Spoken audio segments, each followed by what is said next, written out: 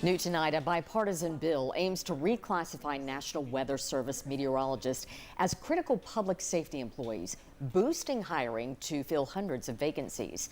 Republican Representative Mike Flood and Democrat Eric Sorensen introduced that legislation today, putting forecasters in the same category as air traffic controllers and FBI agents. It comes after Monday's news that more than 120 positions can now be rehired after public backlash over staffing cuts and shortages at the Weather Service.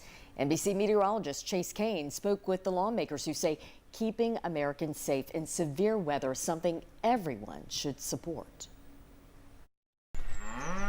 On this fourth-generation farm in northern Illinois, weather and climate predictions dictate everything from water for their cattle to when to plant.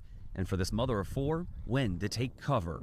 I want to be confident that if there is severe weather heading my way, that I'm informed, that I know about that. And if we cut some of these services that have been around for over 100 years, it becomes really challenging for some of those big decisions that, again, ultimately impact our bottom line. Megan also happens to live in the district represented by the only meteorologist in Congress, and he shares her concern about widespread staff shortages across the National Weather Service. I value that in the middle of the night when the worst storm doesn't wake me up, that their warning will wake me up so that I get my kids down in the basement. That is of incredible value. That's why Eric Sorensen visited his local weather office to listen to and encourage the forecasters stretched thin, so thin that sometimes they can't do basic things like launch a weather balloon. Here we go. 3, 2, 1.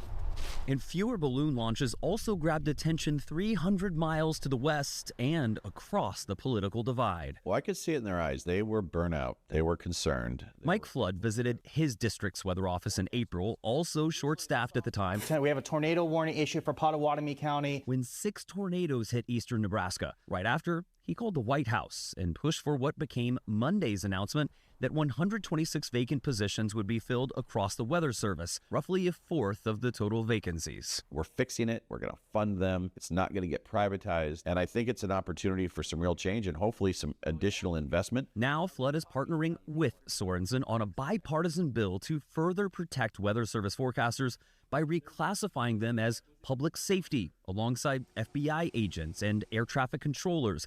That would be a first in the 155-year history of the National Weather Service. We have to make sure that we're protecting them because they don't just serve my constituents here, they serve constituents of every member of Congress. I really feel confident. This is not a partisan issue.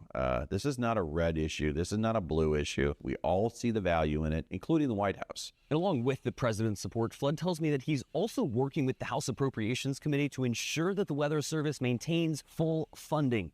And a spokesperson for the agency says they'll soon post those 126 openings for, quote, permanent mission-critical positions. We'll be sure to follow this story. I'm meteorologist Chase Kane.